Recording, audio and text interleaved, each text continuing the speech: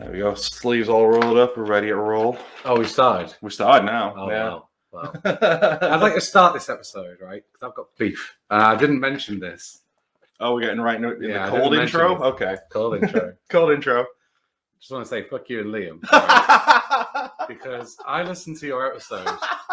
And I don't know if you expected me to listen, but I did. And it's Harry, by the way. We'll do the intro in a bit. Oh, fair one. But yeah. So on that episode, you two had a little bit of a bitch about me and Nathan ruining one of the episodes because you forgot to put it back up on YouTube or whatever. And it was because that me and Nathan started saying a certain person's name too often. And then when you released the original episode, you forgot to edit one out or bleep it. And it got us in trouble. And you said it was a tired joke. And I'd just like to say on myself on behalf of Nathan as well. Don't say it. I'm about to say it. I know what you're going to do. No, I'm not going to say it. I'm not going to say it. But no, I'd like... We did take the piss on that completely. And like, had it been my podcast, like I would have been really annoyed. But because it wasn't, I just found it so funny. It was like when we recorded, I don't know if Liam ever released it either, but when we recorded the one where we smashed Armageddon, yeah, absolutely off our face. I don't know if he did. No, I don't think he did. I mean, I wanted him to because we were just fucking wrecked. Me and Greg were just so wrecked that we just kept laughing. It was just ruining the episode when Liam was really trying to monologue. But yeah, I mean, want to say fuck you guys for that because I had a good time. That's fair. It was a good episode. I thought you were going to bring up the Marvel stuff as well. Well, oh, nah. We have too much of a thing on that in the group thing anyway. Yeah, and to be fair, I can get it. I can get the fatigue because I mean, like, I haven't watched Hawkeye yet, and like 2 episodes have been out, and like for me, I'm normally like bang on it. I mean, I didn't like the trailer anyway. Yeah, but I can understand it. It's just something for me. I feel it's the same with Liam with bad movies, and maybe you with like kind of like horror movies or whatever. You know, like certain types of horror movies, or maybe even wrestling, where you'll just like no matter what, you'll consistently watch it, consistently enjoy it. Mm-hmm. And like there might be a few bits where you're like, oh, but it never turns you off it. Yeah, of course. In general, and I think that's very much me with Marvel. Like Marvel's like my you wrestling to you. Oh you know yeah, I mean? yeah. Like generally, I can be pissed off of it. I can dislike it, but generally, like I'm like you'll always go back to it. Yeah, exactly. Like an abused level. When Eternals was brilliant, I don't care what Liam said. You haven't seen it yet, have you? Not seen it yet. It'll be on Disney Plus soon, right? I can imagine so. Like after 45 days, I think, because Shang-Chi's already out. I'm way behind on the films. I don't think I've not seen anything. It's my favorite MCU movie, I think. Like genuinely. I'm still on that fence. Yeah, I'm staying there as well. Like fair enough. I mean, again, if you enjoyed it, I mean. Like, I'm sure we'll have mentioned this. Like, I'm simply the only one in the world who likes the new Ghostbusters. Everyone else thinks it's trash. I felt bad because the thing is, right, I don't get any enjoyment out of disagreeing with Liam, but it tends to happen a lot. Yeah. I can understand in this case when you were both like, nah, shit. I was like, me and Liam don't agree often, and it felt good to agree with him for once. Yeah, I can get that. Because I was kind of like, yeah, this wasn't good. Because to be honest with you, whenever he really dislikes a film, I expect to like it a lot. And whenever he really likes a film, I'm very much like, this is probably not going to be in my wheelhouse. But no, we fell on the same side of the platform for that one. So no, that's fair. Yeah, platform. Yeah. That's not saying. Just made it. You're on the same side of the train. We're back for You're going in the same destination. We're back for the same team. So show me some hot wrestlers.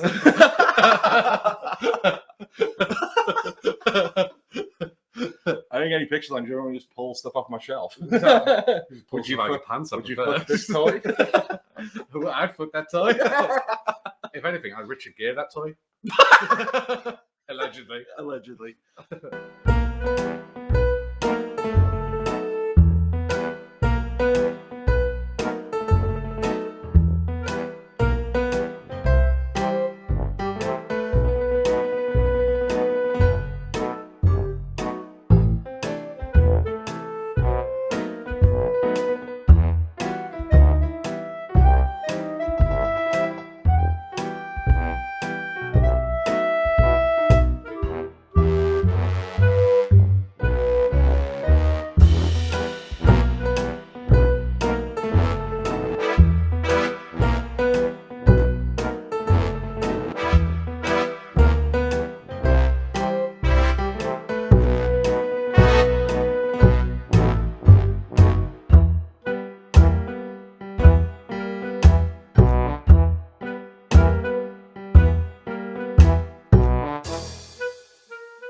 then. So, hello everybody, welcome back to Young Men Yell at Clouds, the whole podcast about complaining and just having general chat with friends. As you've heard from the opening there, I'm back with another OG this week. We're with Harry. Hello. I've got my eye on you. I've got the buzzer ready, Harry. Which camera am I looking at? Because there's only one. Is it the little white dot on the laptop? Yeah, just up there. Hello. With my pitiful setup. I'm getting a better one for Christmas. I actually quite like this.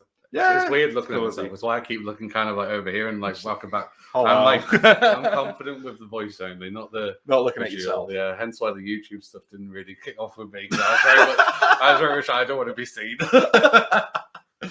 We'll just get a pillow and put it over your head. Yeah, just blur my face out like on one of those crime watch things. I make my voice sound like At the end of the episode, have you seen this man? Delivering parcels and getting angry. No. All right, there you go.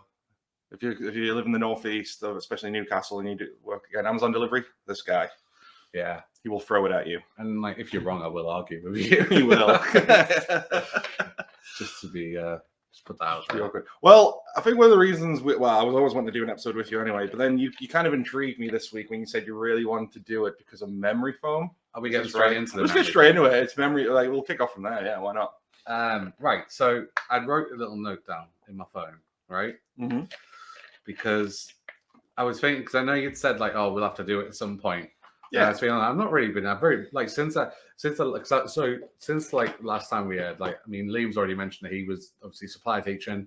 Yeah. I've left teaching for now because like I think as we both like we've both said before, it's just like it's a fucking draining job. And like I was like, you had a lot to say. I was like really, really low with it, same as Liam had been. And I left it and I went and started delivering parcels for Amazon, which is actually better money than I was getting teaching, madly. There you go. And I've just like completely been happy. And it's been rare that something's actually pissed me off. But I bought some shoes right the other day. Right. So they were only Primark ones, so they were like dead cheap. For anyone who doesn't know what Primark is, who like maybe lives abroad, it's like I think maybe like a Target or something like that. I don't know. American equivalent. Well, yeah, I get like if you go to a Target or a Walmart in America, they've got their own, a bit like George has, they've got their own cheap clothes section. But imagine that, but just all clothes. It's just really cheap clothing. But some of it looks nice. Yeah, and like basically because it was like I'm running around all day, like out in and out the van, and I just thought I want to get some cheap trainers because like I don't want to buy any decent ones for them to get ruined. So I'm just gonna like buy some regular crappy trainers and just wear them. So I bought these these ones from Primark, and I fell in love with them. They were dead comfy and really nice. But then it got to the point where like I'd walk like within a month or so because of the amount of like damage they were taking just like being on the road and like the weather, like they'd fallen to pieces because they were only like £6. So I was like, I understood what I was getting. So I went to Primark again. I went back to get the same shoes because I thought I know what they are. So I went back to get the same shoes. They didn't have them in my size, but they had these other ones, and they looked pretty much the same, apart from they were like double the price. Right. And I thought, I'm going up into the higher echelons of Primark's like inventory here. So I put them on. I didn't try them on, sorry, but I looked at the size. I was like, they'll be fine. I just took them home, and when I got home, I tried them on, and I hadn't realized at the time, but they're memory foam. Right. And I've always had a bit of a trigger with memory foam anyway because I think it's bollocks. But it really pissed me off because like I put them on, they're not like any more comfy than the other ones were. But I read on the package it said memory foam shoes fit multi-feet. It doesn't. No. It's right. So memory foam is the con that everyone seems to just be okay with happening. So like I wrote down on my phone, memory foam is bullshit. That was the note. And then I messaged Greg saying I need to have a rant about this. And now I'm like ranting. I'm feeling like I just sound like a really grumpy old man. But that's the whole MO. Why not? But basically, I feel like like memory foam pillows and all that shit. I don't know. Do you have any? Do you? No. Because how you see those adverts where like it's like memory foam mattress, memory foam pillow, and like the person lies on it and it molds around their head like a suction cup, and that's meant to be comfy. One, it's not comfy, and two, it doesn't fucking do that. Like the most it gets is a little tiny indent, and then it's just really firm, and it's like just not nice. And I think it's like something like, you remember Herbalife? I don't know if it's still going. Herbalife. But it was like that fucking like shaky drink pyramid scheme thing. Right. Okay. Yeah. That somehow managed to get. I think Cristiano Ronaldo got involved with it at some point. I think like it literally took over like sport and world. And like, people were trying to like sell these shakes because it's a good way to lose weight, and if you join, you can lose weight and earn a load of money. And it was essentially a pyramid scheme.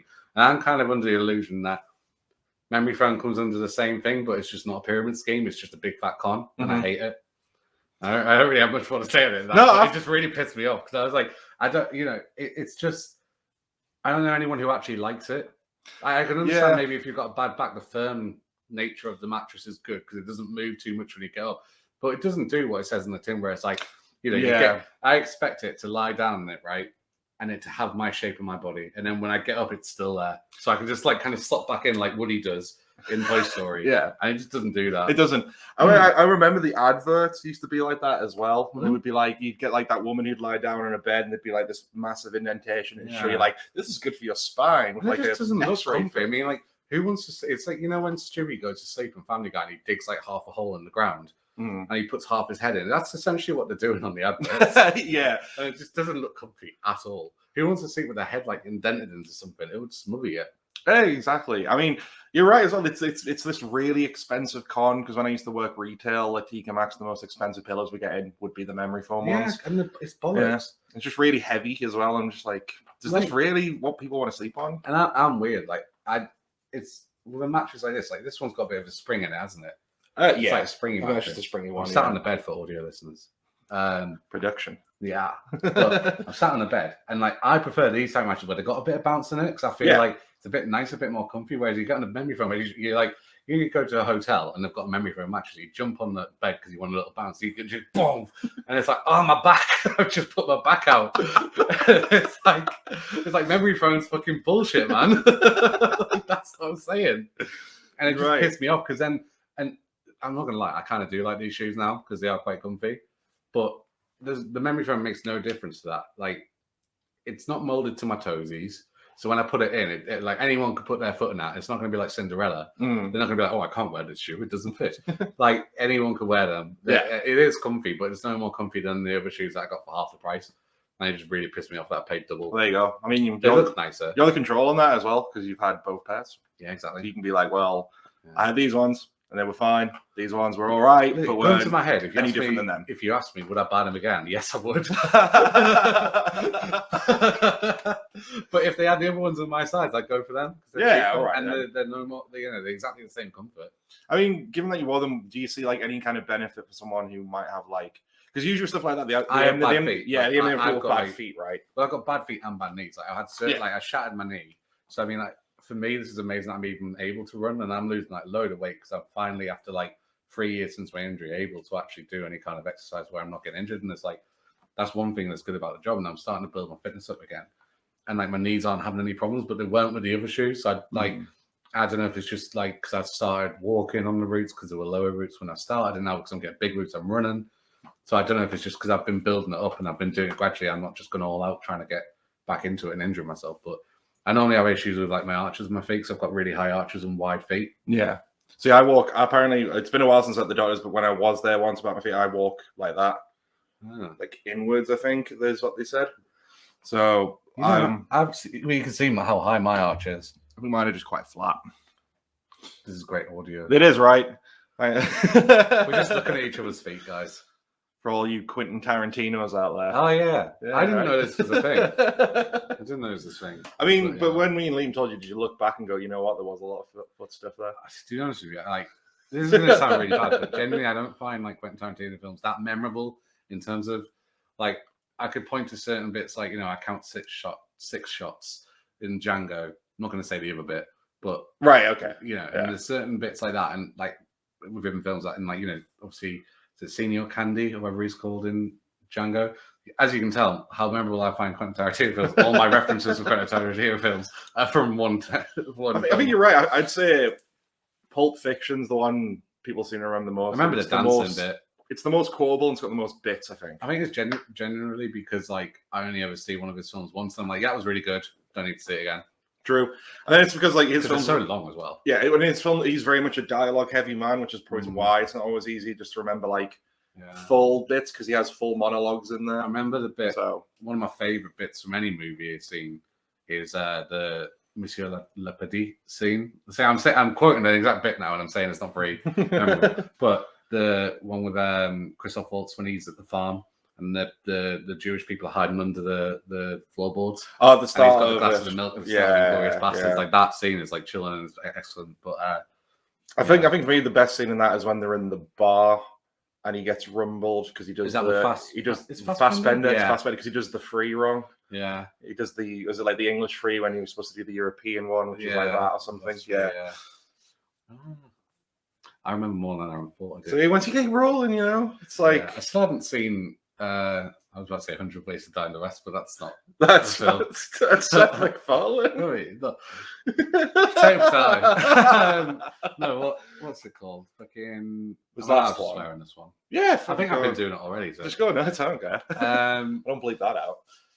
What's it called? Oh, yeah, Hollywood. Once Upon a Time in Hollywood. That might be. Honestly, that's what I think that might be. Doing the worst parties. It's one of the only films that I've ever in recent years I've actually bought. So you've got it, but you just haven't watched it. I just haven't watched it. Yeah, I'd say do it. I think it's every time I go to watch it and I look at it, it's like nearly 3 hours long, and I'm just like, doesn't feel like it though. It does not. Oh, that's all right then. And I really like Leo, and I really like Brad Pitt. And they're tremendous. I just think it's as because Reservoir Dogs is my favorite. This would probably be nearly a second. That's the one with Roth, isn't it? That's the first one that he did, where it's the men in one. suits, and it's all just in one location. Why do I have to be Mr. Pink? Exactly. Yeah, there you go. But yeah, Once Upon a Time in Hollywood's great. It is one of those ones where he does alter history again a little bit. Not to spoil it too much, but I know she lives. Yeah, so he basically changes. Yeah, okay, there you go. Spoilers, guys. He does. So she lives, and obviously that's like a big thing. But like again, his films have often been viewed as being the original universe kind of idea because like they're all linked by brands and characters that appear or are related to other characters. But like the ending of it's like one of the most violent yet hilarious things ever. It's so funny. I was dying in the cinema when I saw it. I do need to watch it, and I've been meaning to. It's just every time I'm sat down to watch a film, and I just go through it, and I'm just like, I don't know, I'll just put something like easy on because I'm not really in the mood to sit and watch, unless I'm in the cinema. True. I think it's one of the reasons why I haven't released a pick and mix episode for so long, just because whenever I sat down and listened to the audio, I'm just like, I'm not really enjoying it. So I think I just kind of left it for a bit. Fair enough. But I'm hoping to do a predictions episode for No Way Home, and then into the new year, get back in it. Well, get back into it's like I'm sure as you heard on the last episode, like where Bear Hug's taken winter off. Well, not winter, Christmas off. We're breaking December because we're going to come back bit revamped in January. I guess like a season 2. Yeah. I think Liam's doing the same, so maybe worth considering as well. Well, that's what I think. I'm just gonna because I've had I think the last episode released was the Black Widow one. That was a while ago. Plus now that it's not, and we've recorded since. I've just I don't know what it is. I've just had a bit of a block with it, so I just thought you get like that. I just thought, do you know what? I'm enjoying the because I'm doing a football one as well. So I'm doing that every week, and it's consistently every week. And I think because where I was at with the teaching, and now I've started a new job, I've just been really busy, and so I thought I don't have time to start it. So I'm going to do some Spider-Man stuff leading into No Way Home, which you're welcome to join on. Oh hell yeah! Because we're I think Ben might be coming back. Awesome. You're going to see him. Well, I mean, despite the Marvel fatigue, I am excited for Spider-Man. Yeah, I'm for sure. Do you know what it is? I mean, like I said, I'm never going to be fatigued with Marvel. You can literally keep spoon feeding me, and I'll eat it. But I feel that the hype for this film is surpassing Endgame. I think it's getting there. I think the trailers have already surpassed the views that Endgame ever did. True. I mean, given that it's just the rumors, and if any of the rumors are even remotely true, there's a lot to be excited for. Because I mean, you've got to figure there'd be a lot of people who maybe aren't a big fan of the modern Marvel, but were still a big fan of Tobey Maguire's Spider-Man. So that'll get asses in seats. Probably likewise for Andrew Garfield. Do you know what? I watched the original Spider-Man one last night, and I'm sorry, I know everyone loves Tobey, but he's just not. He's not good in that film. No, he's not really a good actor. Let's be honest. Do you know what? There's certain things where I'm like, you're a good actor, but I'm like, I was just watching it. And I don't know if it's the direction. But those awkward pauses he has when someone speaks to him, he just doesn't reply, and he just smiles, and then it cuts away, and I'm like, do you just stand there smiling? It's just, and I just feel like for me, he's neither Peter Parker or Spider-Man. And I think there's a massive nostalgia thing with him where everyone's like, because the films I don't think they hold up particularly well, but I still love them. You know what I mean? They were you were growing up as a kid, and I feel that there's a massive bias towards them because of that. It's the same as a lot of people hate the prequels of Star Wars because they had that nostalgia bias towards the original trilogy, which were better overall. But I think Phantom and Revenge have got a bad rap for for like, you know, when they weren't actually that bad compared to the originals. Well, yeah.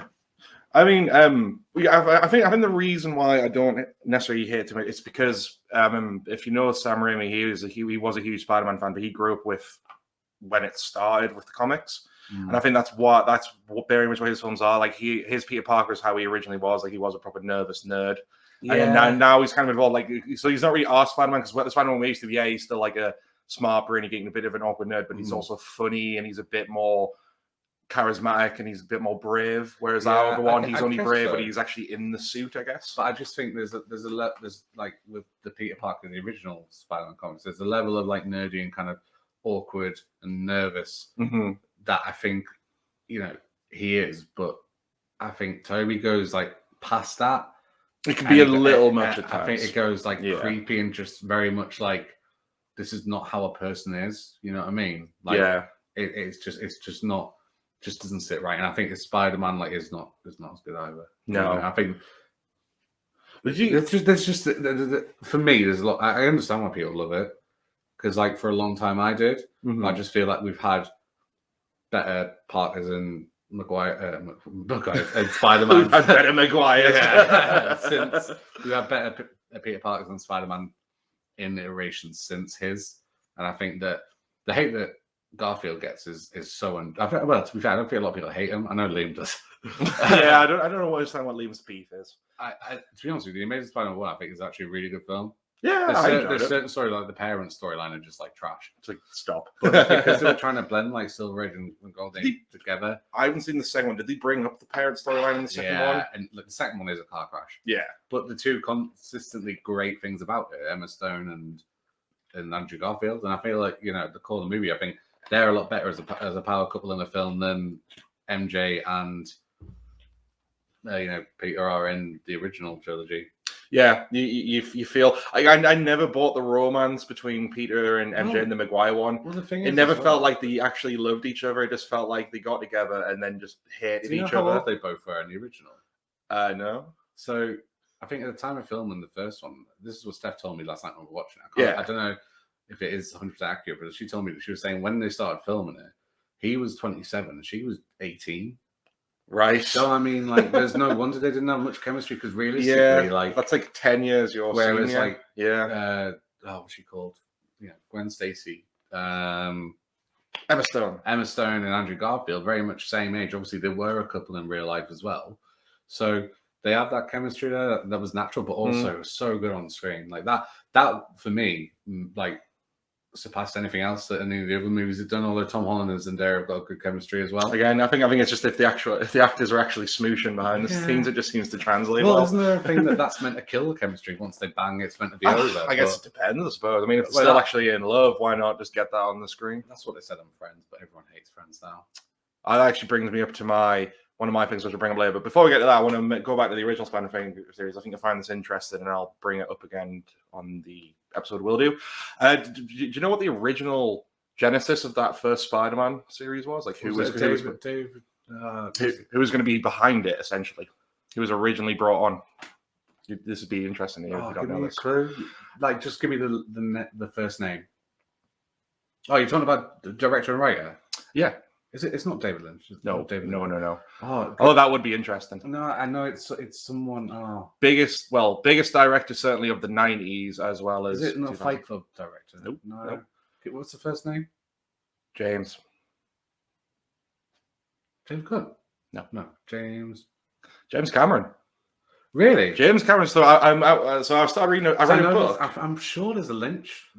There might have been. So. Well. I read this really interesting book recently, and it came out in 2002, and it was the greatest sci-fi movies never made, and it was this guy who just charts every chapter is like about a different film, and he charts the history of like how it was going to get made and didn't, and obviously the book came out in 2002, so that would have been right when that Spider-Man came out.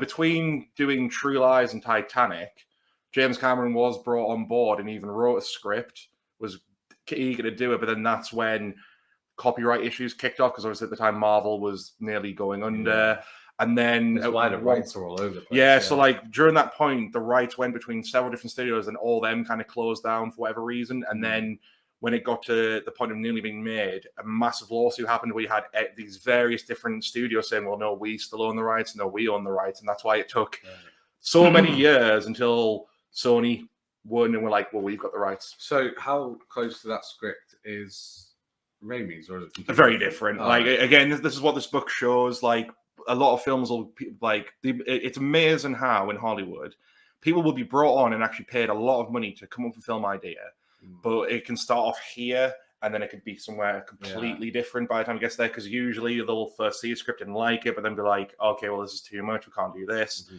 Then a director will have to leave for whatever reason, so it gives it to someone else or a different script writer. They'll completely change it.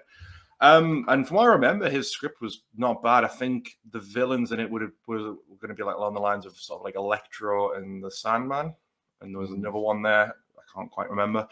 But it sounded quite interesting. And he was very eager to do it because he was a big Spider-Man fan. Even Stan Lee at the time said, if there was one man to bring Spider-Man to the big screen, it would be James. So Stan Lee was very keen for him to do it, but just I'm couldn't glad I happen. never got that. Yeah. I'm not a big fan of Cameron. I'm not a big fan either. No. I mean, early stuff, yeah, like Terminator 1 and 2, Aliens. I know you're not that attached, but like, I don't rate Titanic as a film. I mean, spectacle-wise, I guess. I used to, right?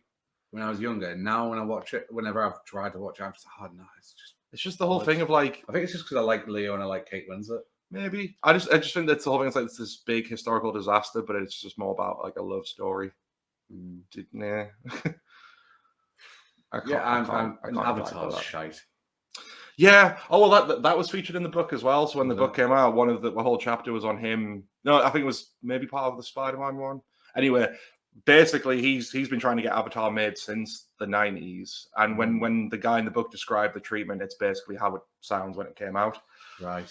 Because like even in the book, the chapter ends though with him saying he doesn't think he'll ever make Avatar, and lo and behold, he has. Yeah. And since then, we're now waiting for 4 sequels. I think it's up to now. Like, who cares? Yeah. The thing is, like, I don't doubt it'll visually look amazing, but I mean, even then, it wasn't enough for me. Like, it's what I said with Dune. Dune's the best thing I've ever seen on a screen, but I think the rest of it is very much like I've seen this before. Yeah. In terms of like the TV series did it well. They certainly did it better than the original. Oh. That was David Lynch, wasn't it? That was Lynch. Yeah. That was... Who does Fight Club? Is that Lynch? No, I might be. You have a quick Google. Yeah. We'll see if we can pull it up. But yeah, the book was really fascinating. It covered like a lot of stuff I'd already heard of before, and a lot of stuff I hadn't. It went into the whole. One chapter was all about trying to get Fantastic Four films made, and it went into the whole like how the Roger Corman's company made one, but that was just so someone could keep the rights, so it never got released. David Fincher. There you go. You can see why you'd get the two mixed. I think Fincher might have been the Spider-Man thing I was thinking of. Possibly. I'm trying to remember if there was any other directors that were brought in the chapter, but the main thing was obviously James Cameron. Because he was literally going to try and make it between True Lies and Titanic, so he was already pretty big with True Lies at that point. But then obviously Titanic became the biggest thing on the planet.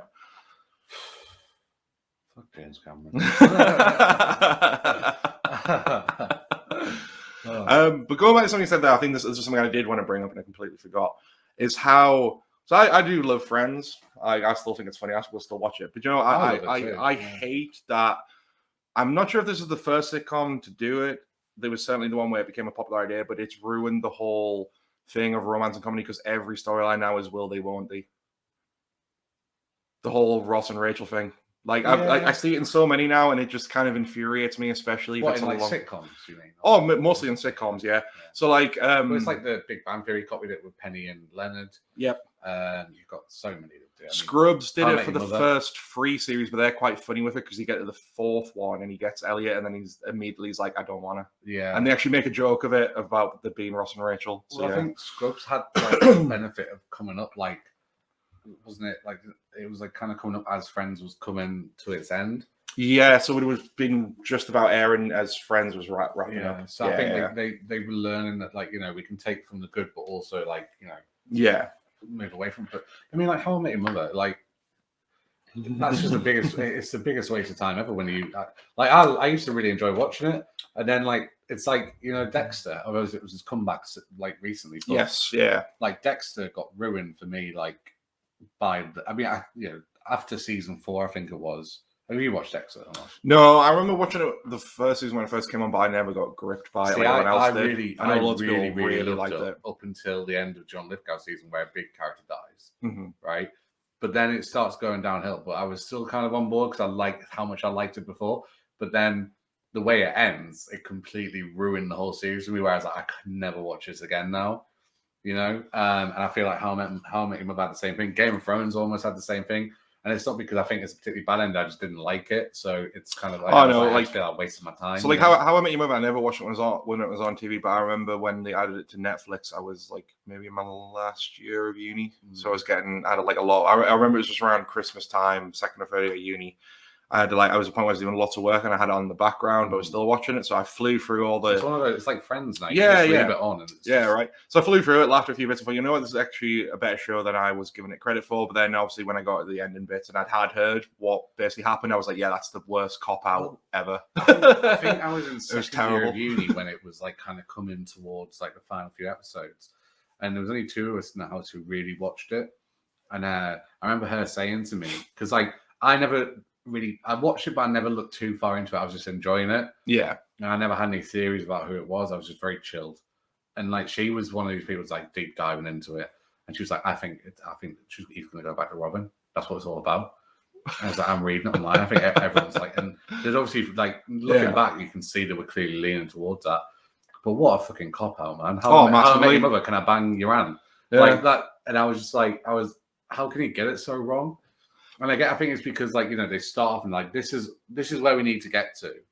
This is where we're starting, and they can have some really good content in there, but then they're so hard, like, focus on that ending. Because they've said that was always the plan, right? That was always the plan that he was going to end up with Robin, right? Because but yeah, it was just the fact, like, if that was the case, it shouldn't have been it should call the show How I Met Your Mother. It should have been called something else. It just felt like it was like Ted being, and obviously I know they say it, but it's like Ted being guilty that his wife's dead and he wants to go and get back with Robin. And it's like, it was you all along, and it kind of cheapens his whole relationship with the mother for me. And the mother was a cool character as well. Yeah, and it's like you build up this character there for like 8-9 seasons. I just thought like making it die early was cheap. Yeah, The whole point was like Ted realizing that like Robin, you know, him and Robin weren't the perfect fit, and that he found his perfect fit, and then you kill her off just for him to get back with the other one. And I was just like, oh, come on. Like, do you think it would have been like that was a shit will, won't it? Yeah. Do you think it would have been worked better for, like, say they built up obviously this mysterious woman character, he's with her for a bit, but then realizes he wants to be with Robin and ends things with her to be with her, and then that's how that could have worked. Because then at least that way, that's too dark, especially when he has kids with them. Well, no. So it's not like it like, so that's the fit. Oh, I suppose that leaves a lot of pause about the fact, like, the kids wouldn't call them Mother Robin. So I was like thinking it's like he gets with the white character, but then it's almost instantly. That wouldn't work. Yeah. And it just, do you know what it is? For me, it would have, like, you could have even maybe paid off the death a bit more if you just had her in longer. That's the thing, because that last season it's a lot shorter, isn't it? And it rushes a lot, especially at the end. She's just barely in anything. Yeah, it's just like, And there's that whole scene where he runs, like, it's his past self, and he runs to her apartment, and he's like, oh, if I knew that you were right here all this time. And then, like, you make this really wonderful speech, and then it's just like, oh, yeah, I want to get around Robin at the end. And I'm like, you just cheapen all that other nice stuff that you had with, like, about her. Like, really pissed me off, because I was like, I like to cry watching stuff. Like, I'm weird like that. I enjoy if someone reads something really gets me emotional. Oh, yeah, me too. Yeah. And so I feel like then it's doing its job. Yeah. And I feel like they were trying to make the mother's death kind of like a really emotional thing, where, like, she was like, oh, I'll never get to see the kids grow up and stuff like that. And it was like, I was like, I'm not feeling it, because I don't care about you, really, because, like, you're not a part of it. If it had been like Lily saying that, I would have been a bit like, oh, this is so sad. Yeah. But again, because I think I remember rightly, that episode happens. It's like literally, I think that episode, that's the episode where it's literally, it just basically keeps jumping through time, because you see, like, is it Barney? Barney. Yeah. Barney becomes a dad, and then that's where he becomes more grown up, and obviously you see what happens to Lily and Marshall. Yeah. And then I think you're right. I think it just gets to a scene. That whole season at Robin and Barney's wedding for them, the next episode in the next series, just to be divorced. It's like, all right, okay. Just wasted our fucking time in that storyline. And it's just like, I feel like, you know what I mean? Like, if you're going to develop a certain thing and spend a whole amount of time, it's like, you know, when an episode does it where, like, it'll be like, they rarely do it anymore because of how much it pisses viewers off, but where they'll, like, have this whole sequence of events, and it's like, but it was just a dream. And it's just like, no, you just wasted my time. Like, it doesn't matter. Yeah, it was a really cool episode, but it doesn't fucking matter in the whole scheme of things. Yeah. It's like the end of Twilight. Like Breaking Dawn Part 2 or whatever. Like, guilty pleasure I've got for those movies and the books, right? But that last scene, it's a fucking mint scene. And then it's like, oh no, this is just what would have happened if you decided to do that. That's what I've heard, yeah. And it's just like, oh my God. Like, yes, that's kind of what he sees in the books. And obviously the battle doesn't happen because he sees that happening. And it's really cool visual. But I was kind of like, how about make it happen? Just go crazy. Just do it. Just do it and say, oh, these people are dead, but yeah, we won in the end. Like, just don't waste my fucking time. Yeah. That's like 20 minutes I'm never going to get back. Well, that's basically what I feel like now when I watch, especially sitcoms, and they basically are doing the whole will they, won't they, and that's the storyline they play out. And I rarely watch them now just because... Well, a lot of them, I think, now are hopefully trying to move away from it. But yeah, it just pisses me off to no end. Like, if you want to do that story arc, fine, but don't do what Friends did and have that last for the whole of your run. I think it's just a lot more interesting. If you want to tease it for a couple of seasons, fine. But then after that, get them together and then try and come up with interesting shit around it. I don't watch lots of it. I watched Kim's Convenience recently. Binge for all that. And I know Liam loves that if he's listening. I'm not going to do the impressions. I've never seen it, so it'll be lost on me. It's so good. Okay. It's Simu Liu for Shang-Chi. Okay. And it's about, there's like a whole will they, won't they with him and his boss. And like they finally get together, and then in the very last episode they just break up, and it's like, oh. And then because the season, the showrunners like stopped the season, and everyone kind of felt a bit blindsided by it. They're like, oh, is that it then? Like, yeah, you know, it's just like, oh, the will it, won't it? Yes, they have, and now it's like, I'm sorry, this isn't really working, okay? And it's like, oh my God, like why have you just done that? And there's no closure on it because you don't see what happens afterwards. And then I'm watching at the minute, which I think is probably like one of the best sitcoms I've ever watched. For me, I know Steph doesn't feel the same, but Schitt's Creek. I started watching the first few episodes of that literally last night. Oh, mate, I want to give it a good go. It looks fun. First, few episodes into season 5 now, and we started maybe a week or two ago. Mate, I'm in love with it. Like, I just think. What's he called? I love Eyebrows. Eugene Levy. Well, it's just about Eugene Levy, and so far, Catherine O'Hara, his wife. Yeah, she's Beetlejuice. Amazing. Yeah, and she's at first I didn't like her, and then she's just so funny, and but there's a will they, won't they in that with the daughter and another character, and there's a couple with her, and then David in it, the son. Yeah. That's actually. Eugene Levy's real son. I had a feeling because looking at it, I was like, they write it together. Okay. Yeah. They write it together, and then Tyler, who's like the waitress in the restaurant, that's his real daughter as well. Oh, right. Yeah, he's keeping all. It's a family affair. Yeah. Oh, nice. But honestly, I'm in love with that show. Like, it's not like laugh out loud funny or like kind of cheap funny like Big Bang Theory. Big Bang Theory isn't funny to me, but. Don't tell Chelsea. It's just sorry, Chelsea, if she's listening, but it's just pop culture reference and then stock laughter. It's not really. If you want to see, it's an exploitation of people who like us who are kind of nerdy. I know if you want to see a sitcom that did that right, Spaced, and that came out way before then. And did it perfectly in two seasons at 14 episodes. Like a bunch of nerdy guys act like they've never seen a woman before. Yeah, and it's just like, oh, she's kind of hot. Let me go and see if we can do a computer. And it's like, also, because I've been watching back a few, and then there's an occasional moment I will laugh, but then you look back, especially like a character like Howard in the early seasons, it's like how is he not in prison? Yeah, I feel like he's done a lot. He's got a lot of skeletons in his closet, and I'm like, no, I'm sorry, no. I don't believe in the whole like kind of, she's out of his league or whatever. But I'm like, she wouldn't get with him because he's just like, there's nothing redeemable about him. No. You know what I mean? He's just not a nice guy. No. This is the issue with sitcom characters in general, but yeah. I'm just trying to think now. So when I was in the car, I was listening to like power ballads, like a sing song in the car. Right. And what came on was Motley Crue. Okay. So how many I'm on my way home, sweet home. I think so, yeah. I'm not the biggest Crue fan. Oh, God's sake. Yeah. Have you seen Hot Tub Time Machine? Yeah, a long time ago. Right, so you know the guy who tries to kill himself at the start? Yes. Right, Lou. He, I'm not a massive fan of this franchise. I just know it because he later calls Google Lugal. Right. But he obviously is, when he's in his car trying to commit suicide at the start, he's listening to Home Sweet Home by Motley Crue. He's doing the drums and stuff. And it had me thinking about the film The Dirt. Okay. Have you seen that? I've heard of The Dirt. I haven't seen it. Right. The biopic about them. Me and Steph always have this conversation where about like nudity and sex scenes in like films, and like they're rarely like necessary. Like for me, there's a sex scene in Eternals, and for me, it feels and like there's thrusting, and I was like, I don't know, this doesn't feel right. Not in Marvel. No, kids will go to see this. But that's what I was thinking. I was like, this is a bit much, like you know. And like I was thinking, like how many films are there where you can fully justify the nudity? And I was like, in The Dirt, you can justify the nudity because if you go to a Motley Crue concert back in the day, and even in some sense now, there'll be a girl on someone's shoulders getting the tits out. Oh well. Motley Crue were all about that. I mean, the public story I heard was two of them wanted to see how long they could go without bathing, and the competition ended when one of them was getting a blowjob and the girl threw up in his lap. Oh, I can't remember which two, but that was definitely a fable.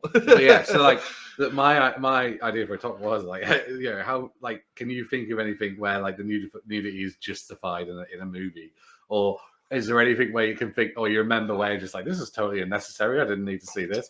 Like American Pie. I think a lot of the times you can justify the nudity, even though if you look at it, it's kind of nonsense because of the age that they're meant to be, especially in America. But I was thinking, like, there's not many movies where I can really justify like the nudity. Yeah. Like 50 Shades of Grey, yeah, because that's basically softcore porn. So I can understand why there's nudity in that. I don't think the films or the book is necessary. I mean, but Liam would probably say Showgirls, maybe. What was it? I don't know what that's about. I know that's basically about like the seedy side of LA and like burlesque dancers, but also like they're basically topless throughout the whole film. It's weird to describe. It's one of those films that are completely tanked, and it's like it's one of those massive cult films now that Liam fucking adores. So ask him. Yeah, but it's like Steph always gets like, I don't know if annoyed's the right word, but it's like she always mentions it like when like superhero films, like she's got this big thing with Black Widow where like, you know, that scene in Avengers where she's tied up in getting kind of interrogated, and she's like, why is she wearing a skimpy black dress with like a mini skirt on? And I'm like, and I just went, she's not wearing that, she's wearing like black tights and a dress. And she's like, oh, you paid a lot of attention to it. It was a trap, Harry. Yeah, it was a trap. But I was like, but then I was thinking, I was like, she does have a point to a certain extent, because a lot of like, you know, characters like are sexualized, and when they're not, you know, there's no need for them to be. And I was just thinking, like, you know, even though you look at wrestling, like they're walking around oiled up, like in pants. Yeah, pretty much. And it's like, is that necessary? Hell yeah. Why? Why is it necessary in wrestling? I remember there was a funny... Surely that makes it harder to wrestle, because like they're all slippery. Yeah, I remember there was a funny backstage bit. One of them, there was a wrestler called Test, and he's actually getting the oil put on, and it was something to do with like, when you're putting the oil on, you need to do it right so the light hits it properly. It was like a really dumb segment. I think they knew it was. It's like a bodybuilding type of. I think it is. Yeah, I think it is just to go with the whole look. It's like how it's like that. Everyone wants to know why in wrestling wrestlers with long hair come out with wet hair. They all do, like Edge. Yeah, they all just come out with wet hair. So I like love Edge. Literally before they come out, they just douse the hair. And then, out of all the wrestlers, like when I actually watch wrestling, Edge is always going to be my favorite, purely because that's where I got into Alter Bridge. But also like. Just, I think he's a cool fucking character. Like, he's such a good guy. I like him. You'd have loved then when it was the Rumble 2 years ago and he returned. Did he win? No, that was he returned 1 year and then it was the following year he won it. But the return was biblical. Yeah. Like, we were watching it live with a bunch of people, and even we all just got out of our seats and just went, "Wah!" And it's just like when Metalingus comes on, it's just like, ah! Yes! Does it start thinking you think you... No, who's You Think You Know Me? You Think You Know Me, because that's been part of his entrance themes since he's been with WWE. So You Think You Know Me? It's like, honestly, I see clearly. Yeah, it's fucking boss, man. But I remember, is there a scene where he's on a bed in the middle of a ring? Like, what the fuck is that about? that was the live sex celebrations. Yeah, like, what the fuck? Because that was when he just started the Rated R Superstar gimmick. Right, okay. So this is when WWE was still trying to be a little bit edgy, like not to the extent the Attitude Era was. But yeah, I think that was like That's what I was saying when everyone looks back and I go, what were they thinking? Yeah. I think at one point as well, Lita, who was his girlfriend at the time, doing that with him. I think there is a bit which they've had to edit out where the covers come down and she is basically topless, and they had to basically re-alter that, but like it lives on in Mr. Skin, Mr. Skin infamy. If you look, know where to look. And then obviously, like Paige just went all out. Not by choice. Bless it. No, like. Yeah. Do you know what it is? It was just obscene the amount of stuff. Oh, like so much. And there's a lot. Threesomes, a lot. Do you always say, "Hi, baby"?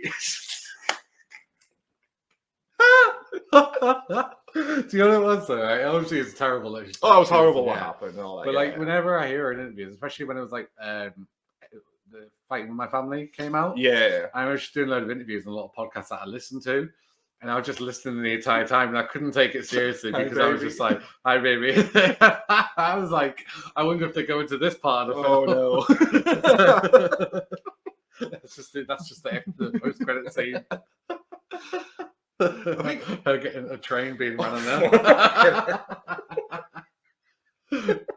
Oh, I'm a terrible person, but that wasn't. I think you're right though. Like I'm trying to especially about films and wrestling. Wrestling, I understand. What was that film we watched? Return of the Living Dead, was it? Or the girl for the entire film was just naked, and it's just like, well, she's just like, I'm just gonna take my clothes off. I'm too hot again. It's just like, you know what though? It was, I think I told you when we were watching it. It could have been a lot worse. So like, because with my, you see full like pretty much everything. Like, oh well, no, like this is the thing. So when they actually did the scene, she was again starkers, but she had a bit of bush, and then the producer saw and went, "You can't have that." So they shaved it, and then you could see everything, and then the same producer went, what have you done? You can't have that. So when she does the film, the reason why she has the Barbie effect is because they had to make a cast for her. So that's why it's just basically flat there. I mean, like, you still see a real arsehole. Yeah, basically, like that's the only bit that they did cover. And it's just like, I was like, that's not necessary. Yeah. And it's no wonder so many people come out now and they're like, "Oh, I was sexualized during." That's what you were like, and it isn't necessary. Like, it isn't. I mean, I think you're right, especially a lot of comedies from like the 2000s era where it would just be all of there's tits for no reason. Yeah. I mean, the one film where I can think it is unnecessary, but it is funny is when it's Aeroplane and the scene starts crashing. There's a bit where there's just a pair of tits appear and just start wiggling and just run off screen. It's just like as well because I'm rewatching Sopranos at the minute. And obviously, a lot of that takes place at Titty Bar, what they run. Yeah. And it's like, obviously, you see tits all the time, but then there's so many other sex scenes where it's like, I don't really need to see this. You know what I mean? Like, I just feel like it's just, as an actor or an actress, like, and you're going, like, you think you've got a big part, and then it's just like, oh, we just want you to get your tits out. So, the only film I can come to mind now, and it is a comedy I really love, Kevin Smith. Have you ever seen Zack and Marie make a porno? Is that with Seth Rogen? Yeah. Because at least in that one, though, the actress is the Sleeping Dutchman. Yeah. But the actresses in that who have got the tits out, they were actually porn stars. Well, that happened a lot in Game of Thrones as well, where they like for the whores. Like I think it's the one who's with Tyrion. Do you ever watch Game of Thrones? No. So there's one who gets with Tyrion, and she's like she was a genuine porn star, and then a few of the other like whores and like the whore houses, like they were actual porn stars. And I'm like, well, yeah, fair enough. Like hire to type, like, that's fair enough. And like obviously they're comfortable doing it rather than getting like someone who like Emilia Clarke who then later talks about how awkward it was watching scenes where she's getting fucking bummed. I think like yeah. Parents. I think the thing is with sex scenes as well in Hollywood is like they're never always the most realistic. Like they glamorize the romance of what they can be like. Yeah. The only film that actually got the awkwardness of a first time sex encounter right was the film Anomalisa, and that's with stop motion puppets. Oh god, it's really weird. Team America did a good job as well. But Anomalisa one, it's like again, it's stop motion puppets, and it's a weird scene. But then when you're watching it, you go, you know what? They actually captured the awkwardness of a first time sexual encounter quite well. It's like in betweeners. Like I think they do a good job with that kind of stuff. Like like where he's like kind of just like awkwardly like over there. It's like yeah, that's kind of like obviously it's really dramatized, but that's how awkward it can be. Oh, yeah, like everyone's first time sexual encounter. Everyone's like, you always remember your first, and it's like banging against the wall. Yeah, it's like I was like, no, like that's. It's like you always remember your first, and it's like yeah, but not always for the right reasons. I just feel like it's just done so wrong. I'm just tired of it because like it happens so many times where I'm watching a really good film and it's just like an unnecessary bit of romance. I'm just like, oh, why? It's like in like the second Hobbit film, Desolation of Smaug, which is a car crash to start with anyway. But then like for no reason whatsoever, they have this like whole romance thing with like Philly and Evangeline Lilly's character. Okay. Toriel, I think she's called. And like I just like it just there's no plot service to this. Like there's no point to it. Like why is it here? And like, whereas in like the Lord of the Rings trilogy, when like there's Arwen and Aragorn, there's like a certain purpose to that. Yeah. With the like the her giving the immortality and stuff like that. And even then you can kind of cut that. And I'm just like, I don't need romance in films, like because a lot of the time it's unless it's a romantic film. Like I'm just like, it's a romantic comedy or whatever. Yeah, whether it's to the purpose. Yeah, and I think often like it like the film stuff for it's like like Red Notice films just come out on Netflix. Yeah, and it's like got Gal Gadot in it who can't act. No, like absolutely can't. But then like the entire trailer was like looked like a kind of promising film where it's like a story of like is it The Rock and Ryan Reynolds? I'm like, oh, that interests me. And she turns up and it's like it's just her in like a short dress and like they're making like loads of comments about her, like kind of her doing loads of action. Well, and I was just like, this is not right. It's like, what's the point? Like, she's not good actress anyway. It's just the way the Hollywood system's always been, and unfortunately still is. Like, I think even with Me Too happening, there's still a lot of work to do to like fix the whole thing of the male gaze and all that stuff. I just feel like for me, like if it's a good movie, it's a good movie. You don't need like. You don't need it. It's like that bit like where it does work well. Ana de Armas in the new Bond film. Oh yeah. That scene where she's all dressed up is because she's at like a really fancy party and her doing stuff like I'm like, yeah, I can get that because she's a spy and it works well. But then other times I'm just like, it's just so unnecessary, Well, like with that as well, it's like the fact like they used her character and that scene as a way of teasing, like because back in the day Bond would have obviously done the job of then probably slept with her. Yeah. And then in this one they obviously make they're showing the fact they're correcting it, aren't they? And they make like the fact like, oh yeah, I'm not going to sleep with you. And another point where the romance works in that film because he's got his love and like the whole point is like he's trying to save her and like that's the crux of the story and like that's where it works where like it actually serves the whole story. Whereas like, I think a lot of the time it's just like let's just throw it in there. It's like that's probably again from reading this book. I've got like even though I already kind of had an idea of this, like that'll have probably just been. I think for a lot of people when they actually write a script, they've got honest intentions, but then because producers get their hands over it, I reckon a lot of the time a director will have a vision for a film, but then a producer will come and go, you know what needs in this? Tits. Just put a pair in there. Do you know what it is? I reckon there's certain actresses obviously who kept. I guess they kept modesty, but like they've never shown anything. Yeah, and it makes me laugh where like you just imagine an agent ringing up being like, I've got this role for her. Will she show her tits? Yeah. That's no, all right, okay, well, I'll call someone else. That's basically how a lot of it would go. Yeah. It's just like, I was trying to think, I'll call Margot Robbie because she gets them out. Like, like that's essentially what it is. And then it was like, in Suicide Squad, the original one. Oh yeah, again, like people love that outfit, but it's like, well, again, that must have been. I think even she said that was like one of the most uncomfortable. And then like when she's like Robin, like they have that whole bit where she smashes a window to steal a purse, and it's purely just to have her bending over so you can see it. And I'm like, well, else everyone appreciates it. It's not. There's no service there. Like it's entirely pointless. And I mean, at least they've been slowly rectifying that with other appearances, like how in the latest one she's more just like a dress kind of thing, and that's not like a completely overly sexualized thing. Yeah, and like it happens sometimes with men, but nowhere near as much. Yeah, I mean, I'm trying to think like what would be the main example of like I suppose Magic Mike. There you go. That was one for the ladies, which I think they deserved. But then, I mean, it gets to like with like 4 and everything where it's like part of his contract. You have to have your shirt for this one scene. I wonder if Chris is just like, oh, what again? I reckon he loved it when he got to be fat. Yeah, I think he did. I think he said it was really cool. Imagine a bloke like him who has to stay in that shape, and for like, obviously, I know a lot of that would have just been, a lot of that would have just been prosthetics. But I bet it would have been great for him to be like, I can be a slob for a change. It would have been probably quite nice. That's another thing that like pisses me off. Is like when you see like certain like pages and they'll share, this like men's health or something. So the fucking follow this fitness routine of Kumail Nanjiani, who's like suddenly all massive and ripped. Now he's in a Marvel film. I'm like. He's on a human growth hormone like that. Yeah. Like, I'm sorry. Like, also they've got unlimited time to be paid to get fit. They get the best personal trainers in the world, the best care team, and then also they're given steroids. Like, there's no doubt. You look at Chris Evans and stuff before Captain America. He's in shape, but he's not. Oh yeah, he wasn't like completely jacked. Yeah. Whereas like Chris Hemsworth, you look at, he's always been a big dude. Oh yeah. Like so, like with him, I'm like kind of maybe it is natural, but then. you look at Hugh Jackman as well, like the age he was doing Wolverine, and like there's no way it's natural. Oh, massively. I think you're right. I think a lot of them it will be natural, but then at the same time, Hollywood's not. It's not like sports. Like they can take steroids if they want, and that's like how they're going to build it up. I mean, I just love hearing the stories about when they're playing like a fat role in quotes, and like just links to go. I think it was Christian Bale maybe had a fat up for role. He ate Hagen. It was just like he said most of it was Haagen-Dazs and olive oil. Yeah. Which just sounds gnarly and not healthy. His weight loss and weight gain in films is like so the big one is he did The Machinist, where he like, stick thing, and then immediately went and did Batman, where he had to really get beefed up. But then you ever watch It's Always Sunny?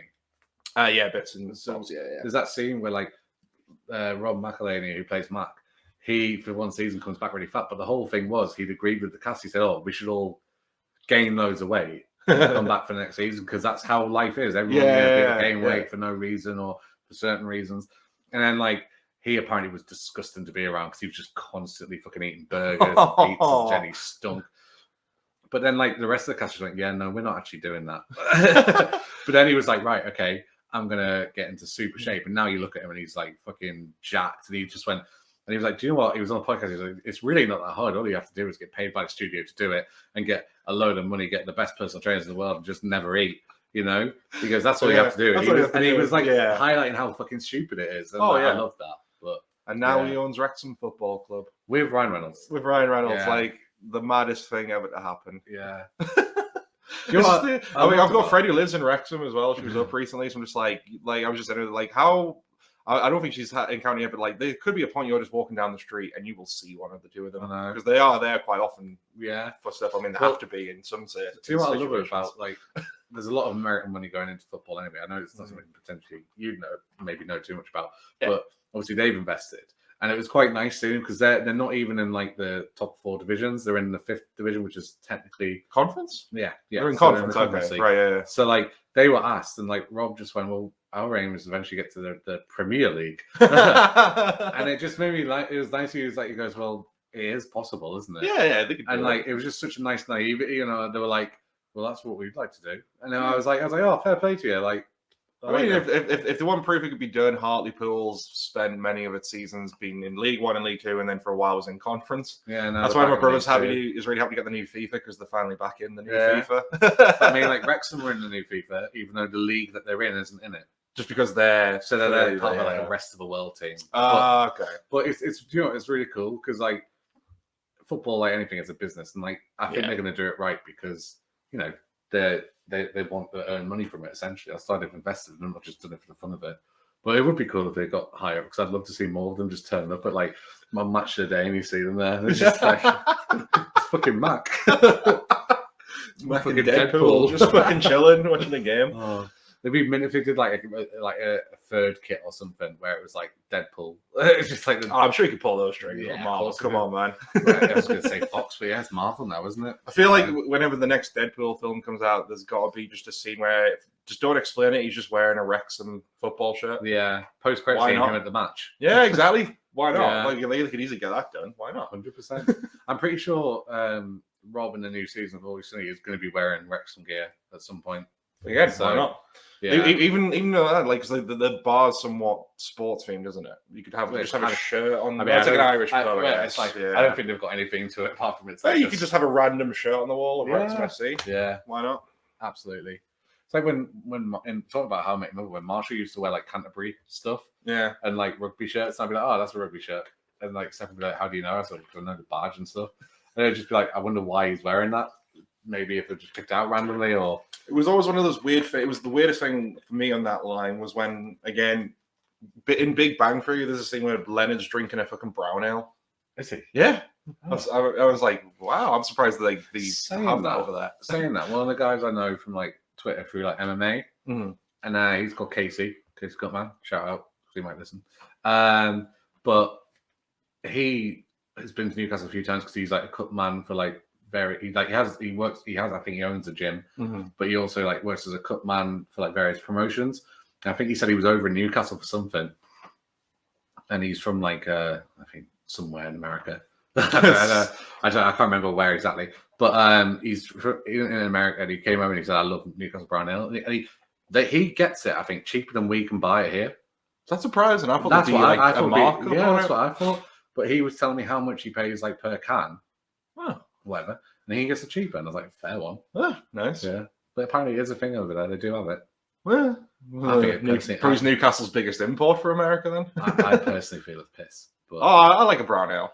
I do. I went through a phase of drinking when I was at uni, but it's because it was so cheap Yeah, and then at the time, and then like it's great, but then if you get royally hungover on it, it's the fucking worst. Is it? Oh, massively. I remember when I was a young teen, and we went to it was like a cricket club or something because there was a gig on it, and the brown ale was dirt cheap there, and I got ratted. I can't even remember watching a gig. I just remember being in and about the thing. Actually. I was smashed, and I was sitting with my mates, and I remember I bought a pizza, but rather than holding it like that, I apparently at one point I just had it hooked under my arm. Do you know what it is? I'm saying it tastes like piss, and I can't even really remember the taste. I just know looking at it, I'm like, oh no.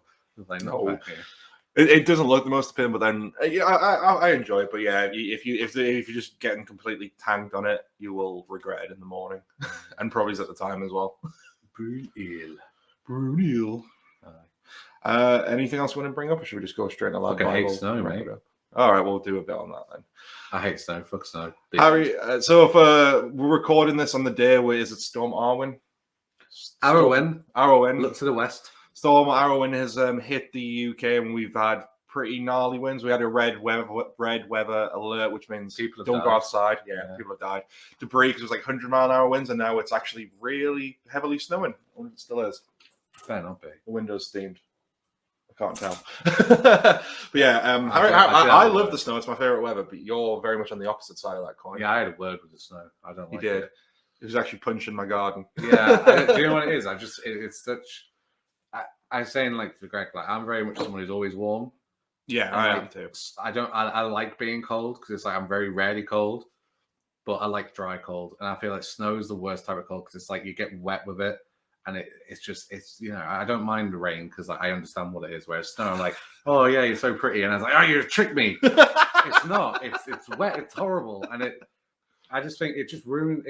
Obviously, I'm driving for a living now, and like. You know, potential barrier to income, but also it's just a fucking faff. Like it always ruins everything. You want to go and do something, I can't because it's snowing. That's true. And like we're so like I wouldn't mind if this country was just equipped to deal with it, but because it happens so infrequently.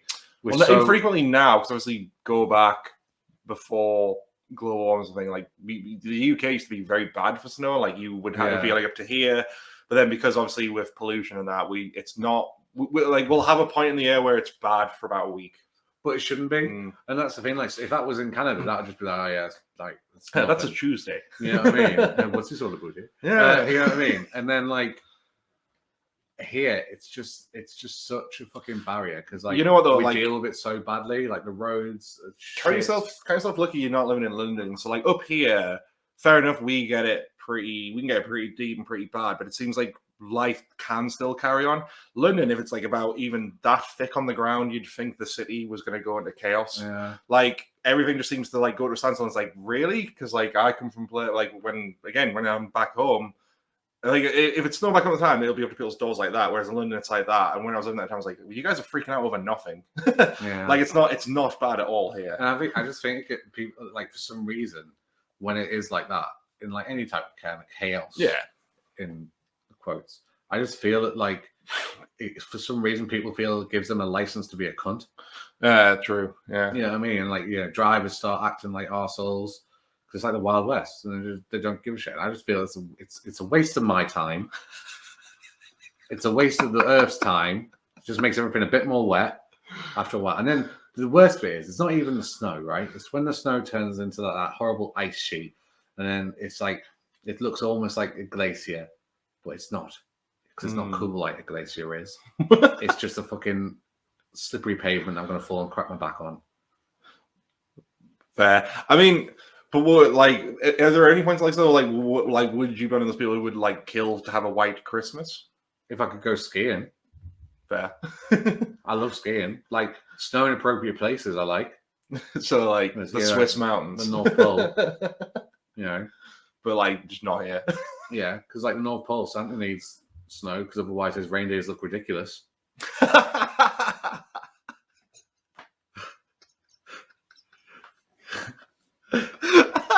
That's true, isn't it? It would look very out of place. Yeah, and I think it's in Benton. There's an Asda. I just like that image behind this Asda in Benton. They've got reindeers and this sort of bar. I'm just like, they look so fucking stupid. Like, Because why it shouldn't is be it here. It's in a grassy field. Like, go into somewhere snowy. Get out of my country. I do like the image of like global warming taking into effect, and then it's just Santa's workshop's been melted and it's just completely exposed now. Yeah. It would just look very out of place. You're right. And it's just such a fucking faff, man. Like, when I went skiing, do you know why it was mint? It's because the snow is almost like powder. Yeah. So it's like dead nice.